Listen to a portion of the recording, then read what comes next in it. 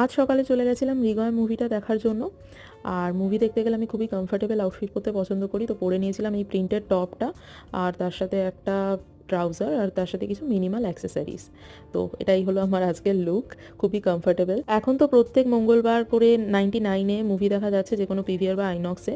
আশা করি সেটা তোমরা এতদিনে সবাই জেনেই গেছো। তো এই মৃগয়া মুভির ট্রেলারটা দেখে আমার কিন্তু বেশ ভালোই মনে হয়েছিল, তো ভাবলাম যে আজকে দেখেই আসি। তবে আমি কিন্তু খুব একটা স্যাটিসফাইড হইনি। ট্রেলারটা দেখে যতটা ভালো হবে ভেবেছিলাম অতটা ভালোও লাগেনি আমার এই মুভিটা। খারাপও বলবো না, দেখাই যায়, তবে হলে গিয়ে টাকা খরচা করে দেখার মতো আমার মনে হয় না এই মুভিটায় কিছু আছে। এটা তোমরা ইচ্ছা হলে ঘরেই দেখে নিতে পারো। আবার অ্যাক্টিং মোটামুটি ভালো ছিল, তবে স্টোরিটা আমার খুব একটা ভালো লাগেনি, খুবই অ্যাভারেজ একটা স্টোরি। ওই মুভিটা রেটিং দিতে হলে আমি আউট অফ 10 6.5ই দেবো, এর থেকে বেশি দেওয়া যাচ্ছে না। আজকের মতো ভিডিওটা এই অবধি। ভালো লাগলে লাইক করে দিও। দেখা হচ্ছে পরের ভিডিওতে। Thanks for watching, by.